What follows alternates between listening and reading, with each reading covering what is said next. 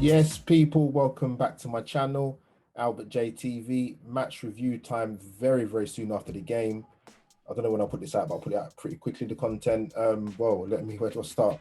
Arsenal 0, Aston Villa 3. Let me get the usuals out of the way. Anybody watching for the first time, smash the subscribe button straight away, smash the like button straight away. A lot to talk about, trust me. Let's get into it, guys. Wow. Firstly, as you'll see in my title, rude awakening. Absolutely. Villa pulled our pants down, man. But look at team selection. I said before the start of the game or the preview to the game, I would expect the same team lineup as it was against Manchester United away. The only change I would have made personally, I would have started with Nicolas Pepe instead of Willian. But I knew Arteta was going to do that. So I wasn't too disappointed with the team lineup, if I'll be honest with you. I said that because Villa lost their last two games, I always said that sometimes in football it's about timing. And I actually would have been more cautious if we'd have played Villa after their first 4 games of the season where they picked up, maximum 12 points out of 12. But because they lost the last 2, 7 goals conceded, I thought actually it's a good time to play them. But sort of hindsight's a beautiful thing. But if I look upon it now, even now after losing the game badly tonight, Villa probably didn't have anything to lose. Losing 2 games in the spin, 2 home games in the spin, by the way, in the league. But as for me, I can't speak for every Arsenal fan, but I wasn't stupid coming into this game. I said Arsenal win 2-1. And the reason why I said 2-1 is because I didn't think, obviously, the issues are still there in terms of creating chances. And Villa have got some dangerous players. The obvious one, Jack Grealish, who was, I'll come into that later. Jack Grealish, Ross Barkley's come there a year on loan at Villa. John McGinn's a good player. Douglas Luiz is solid in the midfield.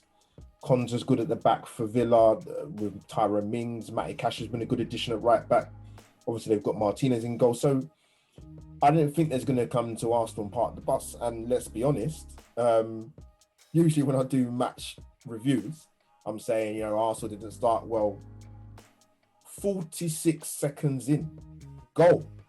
Brilliant finish by McGinn. I didn't pick it up for 1 minute that it could have been potentially offside, but it was given against Ross Barkley, being in the line of vision of Leno.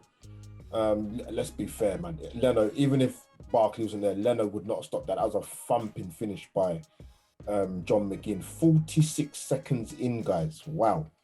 But we get the reprieve, so it's 0-0. If I look away I'm looking at notes that I've written down, just jotted down. Again, with Arsenal, it's Groundhog Day. Bill Murray, deja vu. Slow, ponderous, no combinations, no sustained pattern of play. For me, the front 3 were anonymous. And Villa, to be fair play to them, started the game very, very positively in the first 15, 20 minutes. And then 25 minutes, they get the goal. Well deserved. You can look at it from an Arsenal point of view to see what they could have done better, but I'm not going to focus on that. I'm going to focus on the build up and patient build up play. Good combination and intricacy with Jack Grealish and Ross Barkley. Slips a good ball into the left back target. Good ball across the box. Saka's slightly on his toes, but gets their first as an own goal. 1-0. Well deserved for Villa. Could have gone ahead, like I said, within the first minute. Get the goal, fully deserved. And it probably kick-started us for about 2-3 minutes. I wouldn't even probably say that. Bellerin has a half chance with Holding playing a good ball over the top. He's got to take the shot. Don't look to cut the ball back. people say football's about fine margins. It's about making the right decisions at the key moments. He's got to take the shot on. He's looking to square it back to Lacazette, I think it was, or Aubameyang, whoever the hell it was, but got to take the shot on there. Again, not decisive enough. On the 40-minute mark, fantastic ball from Kieran Tierney from the left-hand side. Lacazette was running at speed, but for me, minimum he's got to get that on target. And I think, and I'm going to include myself in this, and I'll speak for somebody else, Arsenal fan base or section of the fan base. As a striker, you're not going to get 4 or 5 chances a game. Sometimes you will. Sometimes you get 1 chance. Sometimes you get half a chance. Sometimes you've got to make your own chance. There's too many occasions with Lacazette now where he has chances to score and he's wasteful. I have to say that. That's not being harsh. He's a striker, you know. Look at his goals record at Arsenal. You know, he hasn't got 20 goals in a season since he's been here. That's not a coincidence. It's facts. It's there, black and white. So we go in at half time. There was a stat that came up in the 40th minute. We had 67% possession of the ball. But you look at that as a number in isolation and you actually look at what was going on the pitch. What did we create? Drop in the comments down below. Tell me what you can remember in terms of Arsenal cutting Villa open and creating chances. You're going to have to dig through the VT tape to find it because it's not there. Like I said, Arsenal, slow start again, and it's not the first time. We have consistent inconsistencies in not being on the front foot. Arsenal are very, very Jekyll and Hyde. You might say that about the Premier League season as a whole with some of the results you've seen, but I can only go by the team I support and I love, and what I'm seeing at the moment in terms of the team, the way they're performing home and away. It's not a joy to watch, man. Slow. Villa well deserved to go in at half-time 1-0 up. Absolutely well deserved. We come into the second half. Thomas Partey comes off with an injury. We hope it is not too serious because then we will have problems. We've got problems anyway, even with Partey in the team. But if he's missing, hopefully it's not too much of a serious injury. So Ceballos comes on for Partey. The thing is, if you're going to bring him on, Danny Ceballos, the thing is, it's one thing bringing him on, to add more progressive play and to be more creative, but he's doing it from a very, very deep lying position in the team, in the passage of play. And if I'm a midfield player who's trying to pick a pass and my front three are static, there's no movement, there's no interchange, I don't care how good a player you are, you're not gonna be able to, you know, put a ball through the eye of the needle if your front three are either non-existent, static, lack of movement. It's impossible. You can be Zidane, Figo, Platini rolled in one. You're not going to find a through ball to pass to the strikers because your strikers are non-existent. Because what I could kind of see was Mikel Arteta is obviously telling Aubameyang and Willian to stay out wide as possible as the front three. That's what I can see. Tell me if I'm wrong. Drop in the comments down below. But then Lacazette, who's playing as your 9, is coming too deep to receive the ball. So where is your midfield running beyond the front three? Again, no Willock on the bench. I'm not saying he's the Messiah, the Daniela De Rossi or Steven Gerrard rolled into one, but he goes beyond the strikers. We don't have that at the club. But anyway, the second half. So Willian has a chance about 5 minutes into the second half. Poor effort on his left foot. And the guy had a cheek, knowing that he hit it wide to try and claim that as a corner. It wasn't a corner. It was a poor effort at goal. Villa looked very dangerous on the counter. Very, very dangerous. Grealish picking the ball up deep, running. Barkley, Watkins was causing problems. Trezeguet on the right.